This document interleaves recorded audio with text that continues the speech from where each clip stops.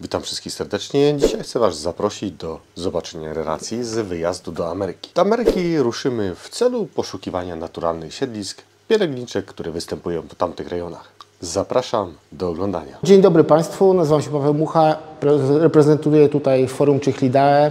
Jako że miałem sposobność już 2 razy być w Ameryce Południowej, w 2017 roku w Peru i w zeszłym roku tutaj razem z Piotrkiem w Brazylii, a że takim moim głównym konikiem są pielęgniczki rodzaju Apistogramma lub innych rodzajów, postanowiłem pokazać miejsca, gdzie one występują w naturze. Materiały z Peru może nie są takie bogate, bo to była taka pierwsza moja wyprawa, byłem troszeczkę nieprzygotowany, więc nie będzie zdjęć z podwody, lecz głównie zdjęcia biotopów, gdzie pielęgniczki występują, jak również zdjęcia złapanych tam pielęgniczek, bo poławialiśmy je i robiliśmy zdjęcia. A nawet wtedy część udało nam się zabrać do Polski przez zaprzyjaźnionego eksportera z Peru. I tutaj właśnie mamy przykład takiego typowego biotopu, gdzie występują pielęgniczki. Głównie tam akurat spotykaliśmy pielęgniczki Agassiza, oprócz tego również takiego niespotykanego typu Espeta Huayo, bo byliśmy nad rzeką, dokładnie to się mówi po hiszpańsku Tałajo, która jest dopływem Amazonki. Wpływa do niego poniżej Iquitos. To taki typowy biotop, czyli taki śródleśny strumień, który nazywają Peruwiańczycy Quebrada. Pełen liści, jak również w takich strumieniach, wbrew pozorom i temu, co pisze się na głównych na forach internetowych, że pielęgniczki muszą mieć piasek, tam piasek występuje bardzo rzadko. Głównym podłożem jest taka bardzo rozmiękła glina. I za chwilę jeszcze pokażę jeden strumień, gdzie będzie rzeczywiście widać, że ta glina nawet tak jak kamienie łączy się w kuleczki, że na dnie są kuleczki gliny. Przez to również w tych strumieniach, jak również w okolicy, jeżeli pada deszcz, następuje bardzo szybki przyrost wody.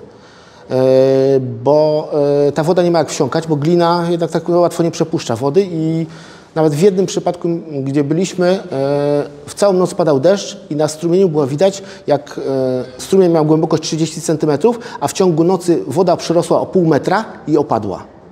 Bo ona spłynęła do głównej rzeki.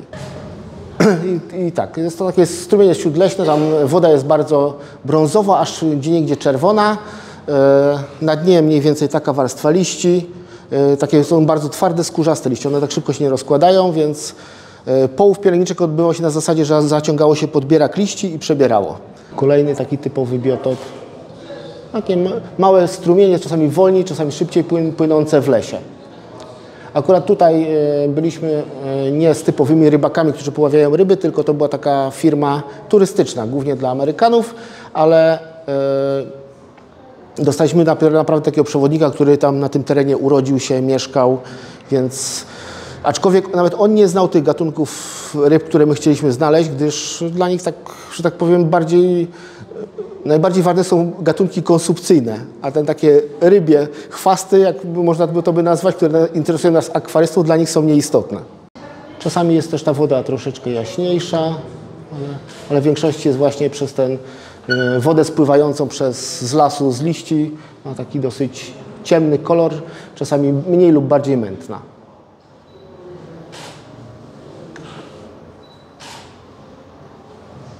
I głównie te strumienie płyną w takich malutkich wąwozach albo troszkę obniżeniu terenu. To mówię, takie typowe. W takich miejscach, nawet w tych liściach tutaj można było znaleźć na metrze kwadratowym po kilkanaście pielęgniczek, takich 2-3 centymetrowych.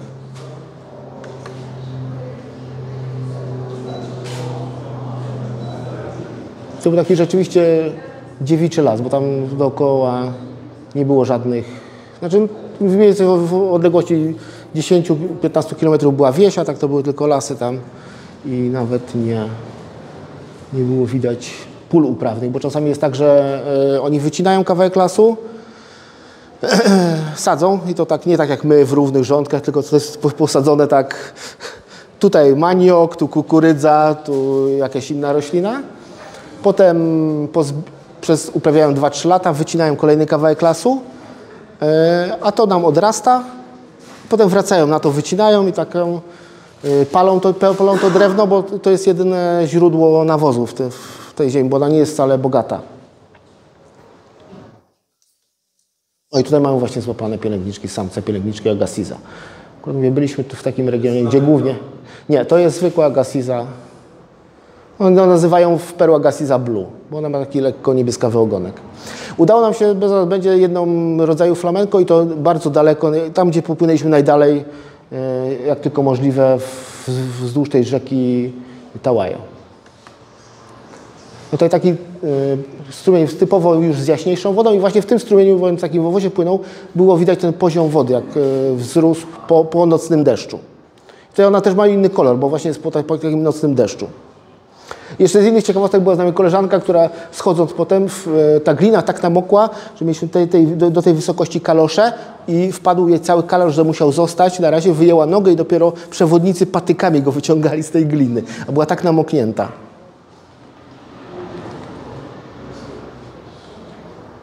Tak. No i tutaj mamy zbliżej. To jest niby piasek, ale to była taka bardzo drobno zmielona glinka. Ale tutaj przy mierzeniu pomiarów widać całkowicie dno. Czyli są takie grudki i kuleczki gliny. Zaraz będzie na drugim ten, bo to jest mamy przewodność 6,8 mikrosiemensa woda, 25 stopni. To była pora sucha, ale to był już koniec września. Czyli to nie są kamienie, prawda? To nie są kamienie, to są kulki gliny. Biotopowo to są gliniano-torfowe.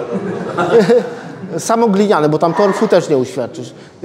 Gliniano-liściaste. O. Jeżeli miały być biotopowo, na przykład dla Agassizy, to glinę i... Pokażę potem Brazylię i dla na przykład pielęgniczki Elizabetae, tam też występuje, bo ona jest w górnym biegu Rio Negro i tam też takie samo podłoże było. O, tutaj widać idealnie w lewym dolnym rogu, jak wyglądają te kulki, takiej czerwonej gliny. I 24,7 stopnia i 5,1 pH. To jest mój konik, ja może chyba dużo więcej tu nie będzie zdjęć, ale ja w każdym miejscu, gdzie mierzę parametry wody. Przewodność i pH. I to są niskie temperatury, bo rzeczywiście w Peru było chłodniej, bo w Brazylii były temperatury po 33 stopnie. I to jest właśnie pielęgniczka SP Tałajo. Złapaliśmy 4 sztuki. Niestety nie mam już, bo się wyrodziły, ale 4 sztuki akurat były 2 pary. Naprawdę, co się rzadko zdarza, bo ja też czasami przez znajomych importerów sprowadzam ryby i właśnie z pielęgniczkami jest taka loteria z płcią, że czasami można trafić w większości same samce. Z samicami jest problem. Z samicy rzadko jest, że jest więcej, a... Są sprytne,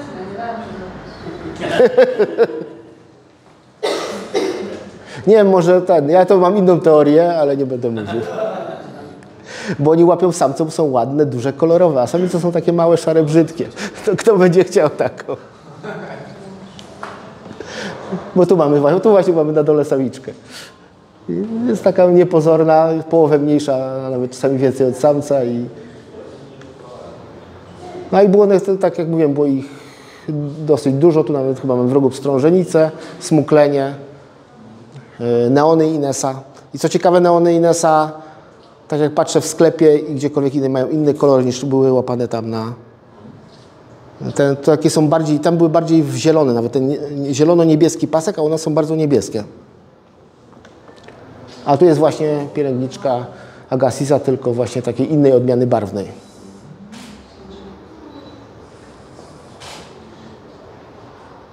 I to taką przywiozłeś?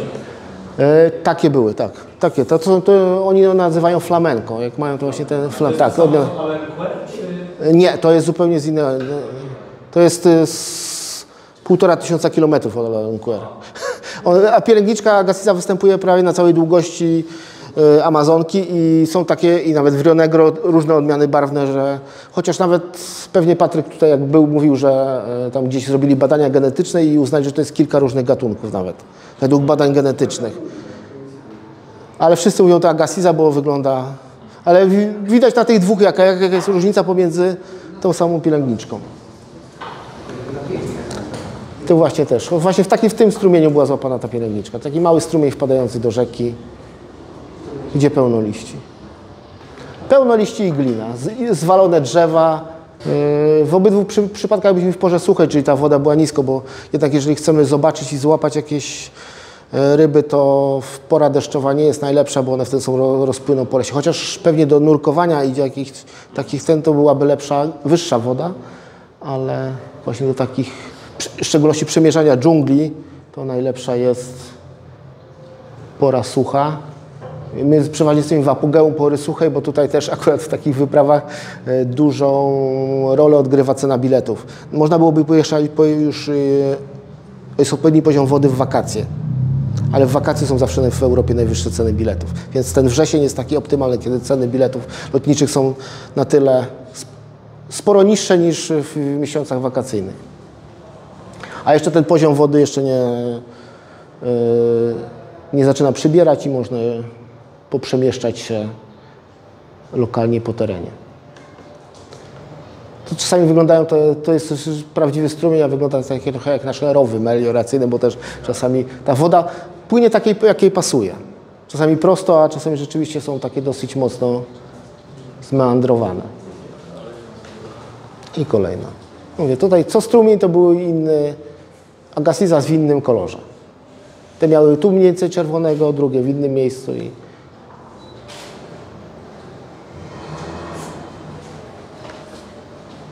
No to już tak też właśnie. Taki trochę większy strumień, ale też zawsze, pomimo że on tam miał ze 4-5 metrów szerokości, to też przy brzegu w tych liściach były pielęgniczki. Ale to jest piasek. Tutaj na to, nie? To jest taki piasek z gliną. To nie dało się wejść. Wpadało się w kaloszach, po kaloszach. Trzeba było po tych pniach chodzić, bo inaczej to... Tutaj też mówiłem kolegom w takich różnych naszych rozmowach, że byliśmy tam w takim ośrodku, to był typowo dla turystów amerykańskich, którzy tam jeszcze do tego charytatywnie udzielali się, budowali tam szkoły. To część tego ośrodka była jeszcze dawniej budowana wcześniej i ona była na palach drewnianych, ale kolejne domki były już robione na takich betonowych słupach. To piasek statkami przywozili do robienia betonu. Piasek i cement, bo tam nie było na miejscu piasku nawet. Czyli tylko kolorem to przypomina. Tak, to jest taki... Tam może była jakaś zawartość piasku, ale naprawdę jak schodziliśmy, to trzeba było stanąć na pniu, tym zwalonym w wodzie, bo jak nie, to się padało w taki ił. To jest przy samej, jakby ktoś chce zobaczyć, to jest ten potok. Miał tam nawet lokalną nazwę Lemon, przy wiosce, która nazywa się El Chino. Widać ją na Google. I tu już powoli kończymy, bo niestety materiałów, a to zawsze w każdym tutaj materiale dałem ciekawostkę, to jest gniazdo kolibra. Kolibra. Na liściu, jak się szło przez las, gniazdo kolibra. W środku wyłożone takim puszkiem było. Jest zbudowane z piasku. Właśnie gdzieś takiego... Lotniczą drogą, bo to koliber był. I tak jak na przykład w Brazylii nie widzieliśmy, tam było dosyć dużo kolibrów. I tutaj też mieliśmy taką, to takie smutne bo w ośrodku był kot i któregoś razu siedzimy sobie rano na kawie i przyszedł kot i przyniósł takiego pięknego niebieskiego kolibra. Czyli jak wszędzie koty. I on go złapał, a my nie mogliśmy zrobić zdjęcia kolibra w locie, bo nie dało się. Nie da się. A on go złapał. I jeszcze jedna ciekawostka nietoperza. Na takich starych drzewach czasami wystawały one w nurcie rzeki, a czasami gdzieś przy brzegu rosły. Na każdym siedziały po tej stronie, która była niesłoneczna, nietoperze. Takie malutkie. I na tym kończymy naszą peruwiańską część. Kilka tysięcy kilometrów dalej tylko Brazylia. Do rzeczy Rio Negro w górnej części, a nawet nad Rio Łapes, które jest dopływem Rio Negro, a Rio Negro jest dopływem Amazonki. I to jest też strumień, którym łapaliśmy pielęgniczki Elizabethae. Identyczny krajobraz. Zwalone drzewa, glina, liście. U samego ujścia są zawalone pniami. Zresztą będzie następne miejsce, gdzie łowiliśmy właśnie Elizabethae. To też tylko weszliśmy kawałek, bo cały przód był strumienia zawalony, mimo że ta woda powolutku zapłynęła. To pewnie w trakcie dużej wody, jeśli robi Tak, Albo po prostu z rzeki, akurat tu jest zakręt, wrzuci i zostawia. A to nasi przewodnicy. Tutaj łowią właśnie. Najciekawszy był tutaj ten drugi przewodnik, bo facet, który mieszka na rzece, na Rio Łapes, ma dom na wyspie. Nawet widać na goglach ten dom.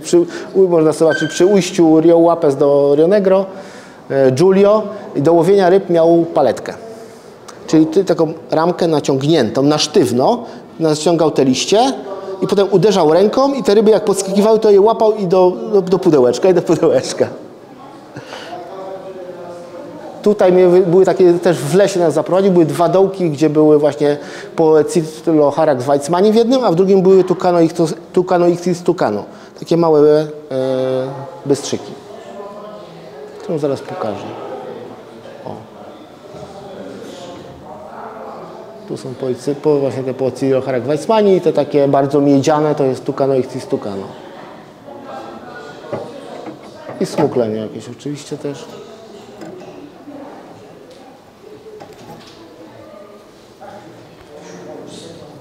A tu widać w tle naszą właśnie łódź, którą pływaliśmy, taką aluminiowa zwykła łódź z silnikiem, którą nasi przewodnicy po rzece do 40 km rozpędzali. Tak, Piotrek? Do 40. Bośmy mierzyli im. A byliśmy dwie łodzie, więc sobie robili wyścigi po rzece. Tam, gdzie się dało oczywiście, bo gdzie się nie dało, to... Wiesz co, tam one były, to była odcięta kołżone, też bardzo pokarmu nie miały, więc może po prostu czekały tam na dużą wodę. A tu właśnie jest ten drugi strumień, którym łowiliśmy i tutaj widać, jak jest zawalony pniami, bo to jest z rzeki, z dużej rzeki, właśnie z Rio Łapes, wejście w ten strumień. O i tutaj... I kolejna ciekawa historia, nasz przewodnik tu nam powiedział, nie wchodźcie do wody, bo tu są kolce, po czym wskoczył w klapkach. A tam rzeczywiście są palmy, które mają takie kolca. Apistogramma Elizabethae. To było właśnie w środkowo-górnym biegu Rio Negro. Tutaj akurat taki obrazek bardziej ten, gdzie widać, bo tam zaczyna się już wyżyna gujańska i po części są też takie właśnie pagórki obrośnięte lasem. I rzeka jest taka dosyć kamienista. Jak pływaliśmy właśnie z São Gabriel de Cachoeira w górę rzeki, to czasami płynęło się tak, bo przewodnicy mówili, że tutaj w jednym miejscu było widać jak fala na kamieniach wystających z wody, a obok mówili, że potrafi być 40 metrów głębokości. I dlatego mieliśmy tam, bo główny przewodnik nasz był z Santa Isabel, czyli mieszkał tam 200 parę kilometrów w dół, tutaj przypływał po ryby, miał swoich znajomych i mieliśmy takiego naprawdę lokalnego, on płynął zawsze pierwszą łódką i dopiero ten drugi za nim. A tu już z kolejnego etapu, gdy byliśmy niedaleko Santa Isabel, to była taka mała zatoczka z mocno zmąconą wodą, a zaraz pokażę dlaczego. Właśnie też jest taka mulista, liściasta. Tutaj były pielęgniczki Hippolytae i Apistogramma Hippolytae i Apistogramma Espemiua. Trochę bystrzyków i właśnie też takiej mocno zmąconej wodzie, gliniastej z liśćmi. Sobie występowało, tu właśnie pokazała się Espemiua w lewym dolnym rogu. Filmowałem to na zasadzie, że wkładałem aparat, odchodziłem i one sobie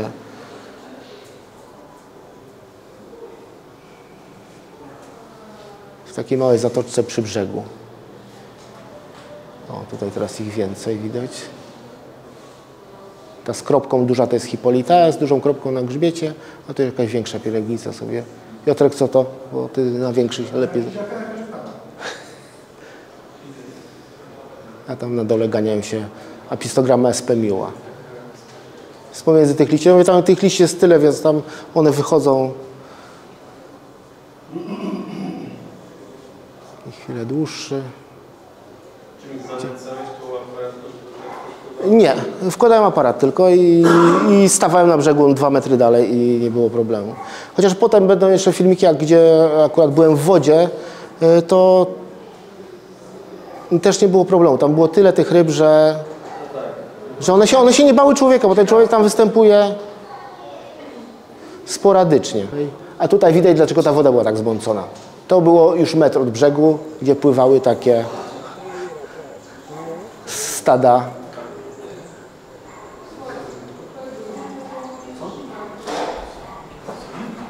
To jest ta sama zatoczka, tylko kawałek od brzegu.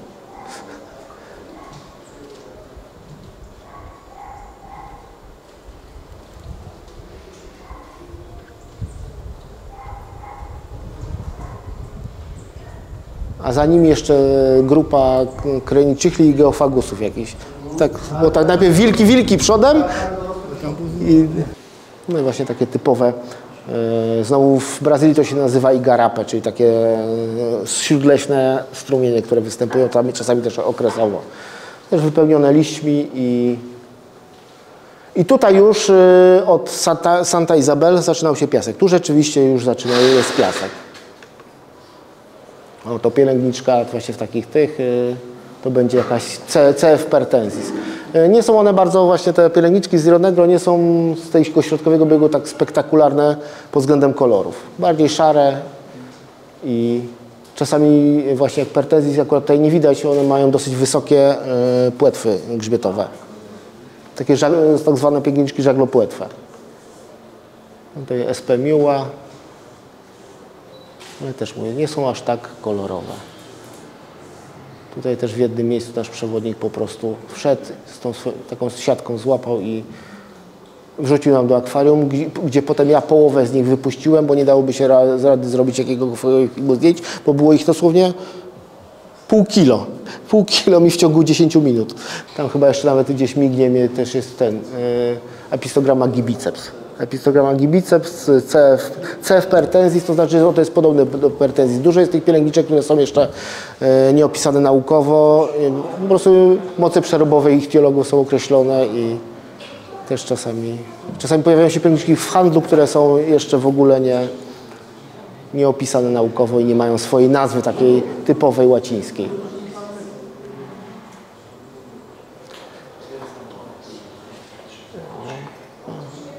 A tutaj właśnie mamy takie, gdzie płynęliśmy sobie powoli łódką.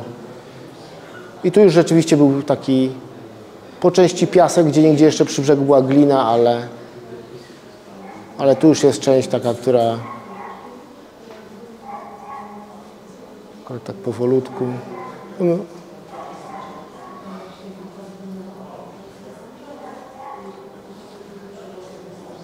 No, tam jakaś ryby polowały przy brzegu, było widać. No, bardzo dużo chichli było. Też właśnie tak. Przy brzegu takiego strumienia włożony aparat. Znaczy włożyłem na kijku taki miałem, na sticku i tu akurat kreni chichle. Nie podejmę się rozpoznania, czy to były Notoptolamus czy Regani. Bo z tej i pielęgniczek. I tu już widać, że rzeczywiście też jest piasek. Niestety ta woda jest brązowa i jak często przy filmowaniu film wychodził do połowy dobry, a potem nagle słońce gdzieś za chmurkę zaszło i już zupełnie nie jest to proste. I do tego w tych igarapach, jak widać, ta woda dosyć szybko płynie i niesie sporo takiego pyłu. A tutaj też właśnie przy brzegu zwalony pień. Wkładamy aparat i właśnie widać identyczne liście, bystrzyki, zaraz przesunę się jeszcze w drugie miejsce, bo akurat tutaj były same bystrzyki. Niestety nie udało mi się, tam była liścień w samym rogu ekranu na chwilę, a jak włożyłem aparat, tylko od razu tak delikatnie sam spłynął gdzieś, żebym go nie złapał. Zobaczymy, kawałek dalej się przesuniemy i tu już będą. I w tym miejscu też, chyba na tym filmie nie mam filmu, z tym również spotkałem takie małe krewne kirysków Aspidorasy pauciradiatusa. W kropeczki takie. Nie wiem, czy chyba, że na którymś zdjęciu będą z rybami. I teraz właśnie będzie widać. Poproszę o wyczekanie do końca.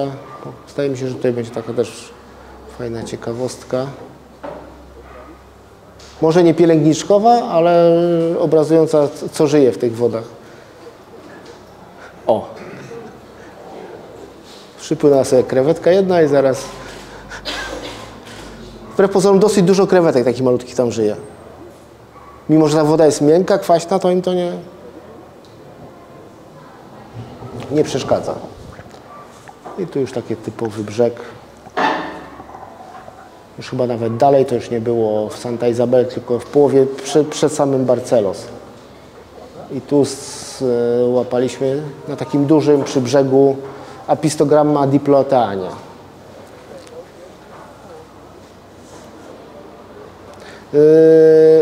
Do tego akurat tam zmienił nam się przewodnik w tym rejonie już i jeszcze L183 też występowały tam w dużych ilościach. Widać, bo mają te ładne białe krawędzie płetw.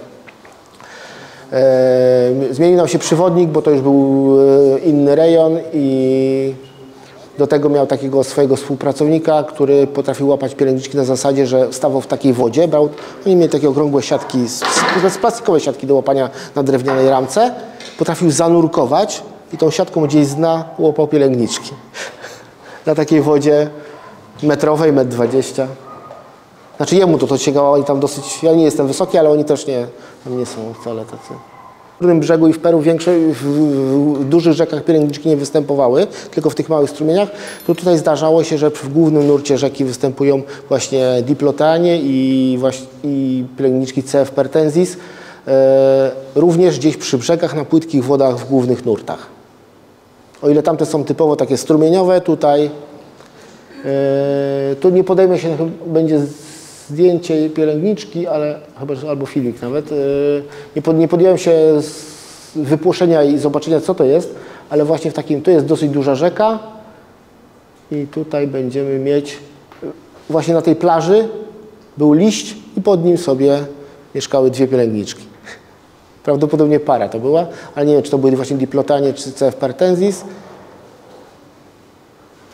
Zaraz chyba przypłynie druga. Nie chciałem jej spłoszyć, a ona sobie po prostu pod takim dużym, zrzuconym przy brzegu liściem mieszkała. To też kolejne takie krajobrazy właśnie typowo korzeniowe. Tam pomiędzy tymi korzeniami właśnie L183 występowały. Ewentualnie czasami jak było zwalone drzewo, brał przewodnik, starali się taki mniejszy pień wyciągnąć, wytrząsywali i do siatki wpadało tych 183 stada. A tu już Igarapé d'Aracua, które jest, tak powiem, królestwem głównie Dicrosusa. Tam jest w dużych ilościach odławiany i wysyłany Dicrosus. Co prawda tu też były inne pielęgniczki, właśnie pertensis, Gibiceps, ale tutaj właśnie i też tutaj było podłoże, to było już dalej od dużej rzeki i podłoże było gliniaste. Z lekką domieszką piachu, ale też widać, że glina. Dosyć ostry nurt był, a tam byłem na wodzie takiej półmetrowej, ciężko się było utrzymać, więc te filmy nie są lepsze, ale naprawdę tego było tam mnóstwo. To jest mniej więcej tam metr kwadratowy i tych Dicrosusów jest i pielęgniczek, krajniczychli małych też zatrzęsienie, a zaraz obok występowały duże ryby, a tam bodajże chyba są Piotrka nogi. Tam widać takie podłużną jasność, który filmował większe pielęgnice i głębiej.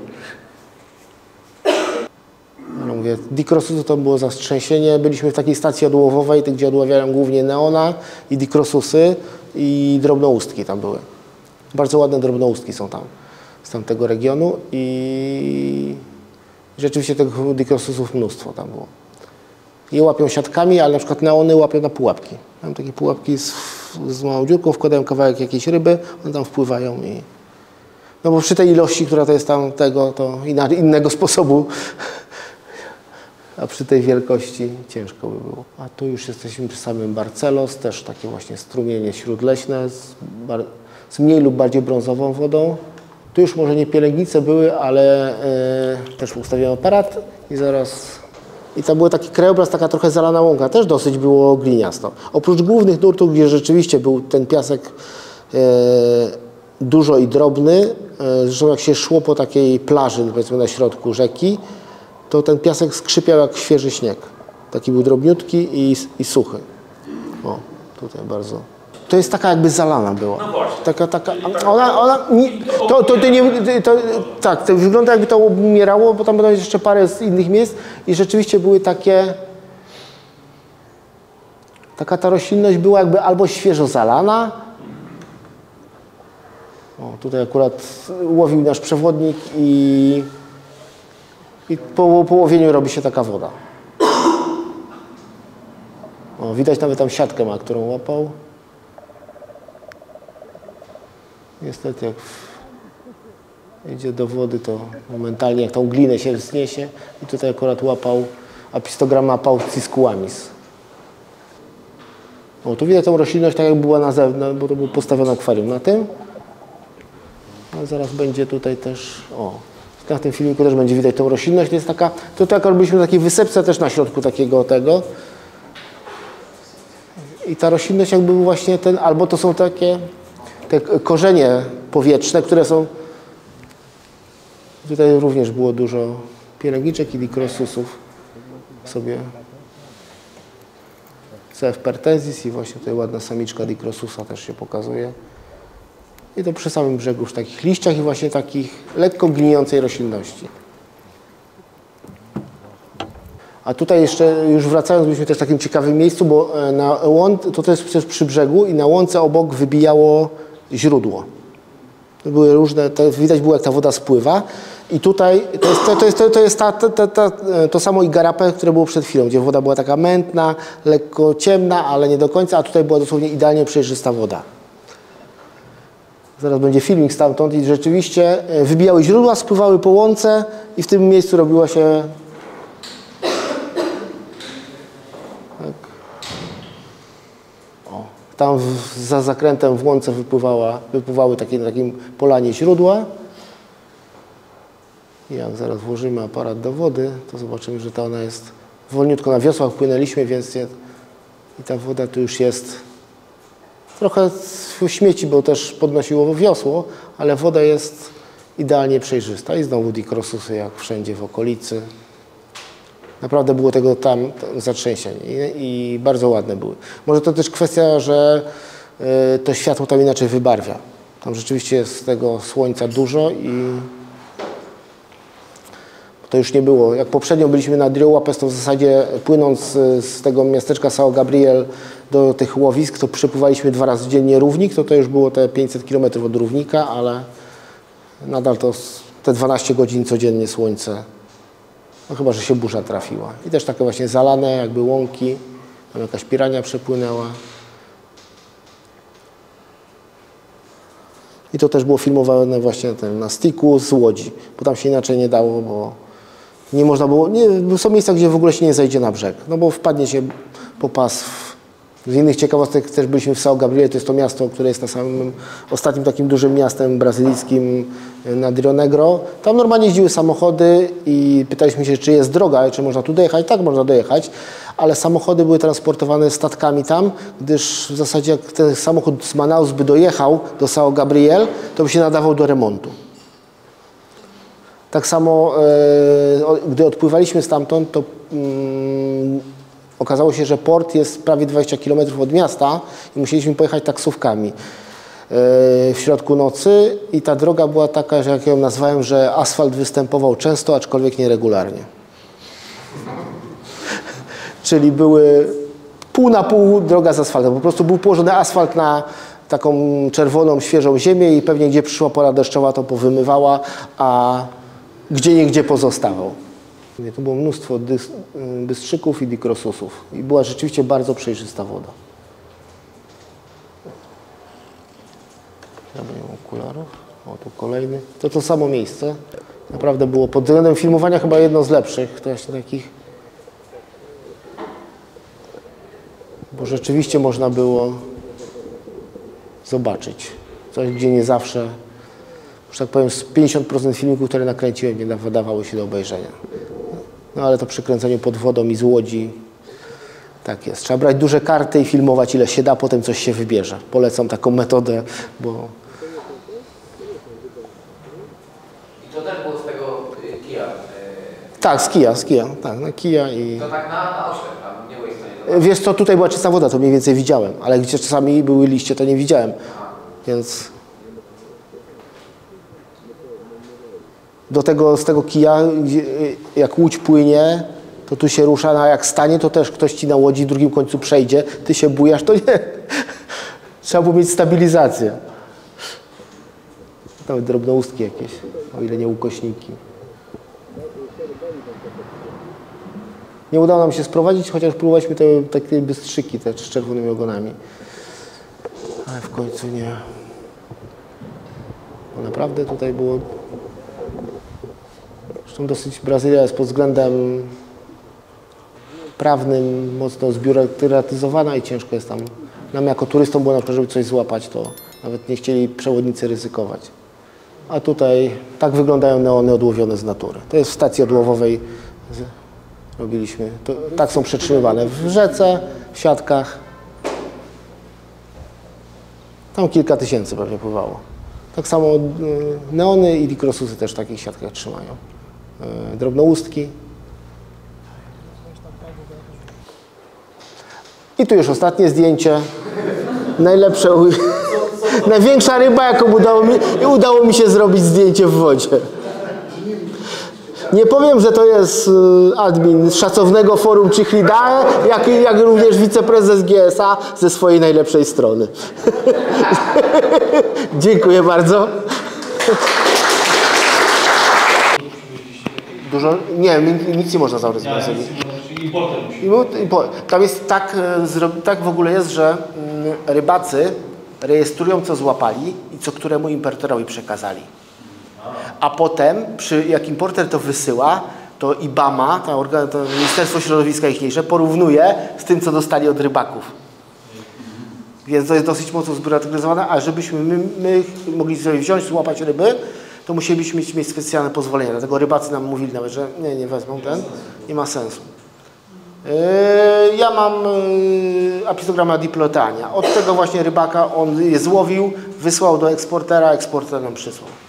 I jak się odnajdują w akwarium? No mam z 50 młodych, więc ja staram się takie dosyć naturalne warunki właśnie. Piasek, korzenie, liście, czystero, woda 4 do 5 pH, więc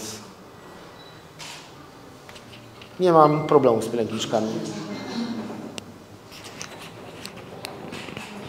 A liście można brać? Można brać, to nawet piasek przywiozłem. Co prawda przemycony w torbie z butami, po prostu nasypałem sobie piasku w torbie, w której miałem sandałki i przyjechał bez problemu. Liście też nawet kolega taki mały korzeń przywiózł, sobie wydobył, bo naprawdę te korzenie są w zasadzie tej klasy, które tutaj, a tam leży tego na dnie na tony. Mógłbyś brać do aquascapingu i sprzedawał. Ale ja miałem tylko plecak, który i tak prawie normę przekroczył, bo sobie, wiesz, 2 maczety włożyłem, jakiś tam trochę gadżetów różnych, drewnianych, na przykład jakąś drewnianą miskę, taką było fajne, mają takie czerwone drewno. Czego się nie spodziewałem? A spidorasów się nie spodziewałem właśnie, Aspidoras pauci radiatus, bo to jest taka ryba, która jest opisana jest w ogóle, że pochodzi z innego miejsca Brazylii, Aspidoras pauci radiatus. Jest opisana, że pochodzi w ogóle z wybrzeża Brazylii, kilka tysięcy kilometrów stamtąd, a wszystkie, które przychodzą z Manaus, więc musi być gdzieś stamtąd, a tego tam jest normalnie zatrzęsienie. Co mnie zaskoczyło i nie wiem, co to było, czy to chichle polowały, ale dosłownie po brzegu. Jak płynęliśmy łódką, słychać było, jak ryby polują w liściach przy brzegu. Aż mieliśmy wrażenie, że one wyskakują na brzeg.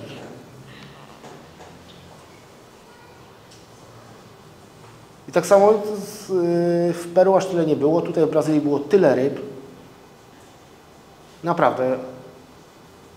No, z drugiej strony tego jest tam tyle, bo tej wody jest tyle, a byliśmy w stanie Amazonas, który to jest największy stan Brazylii, ale cały stan ma 1,5 miliona kilometrów kwadratowych. I żyje tam 3 miliony ludzi. Z tego 2 miliony 300 w Manaus, czyli na pozostałe obszarze tylko 700 tysięcy. Więc tam tych ludzi jest naprawdę niedużo. Widać było statki, jak pływają i tam gdzieniegdzie, jak płynęliśmy, ale to bo wzdłuż rzeki. Całe życie toczy się wzdłuż rzeki. Więc była jakaś mała wioska, parę chałup, ale tak to tam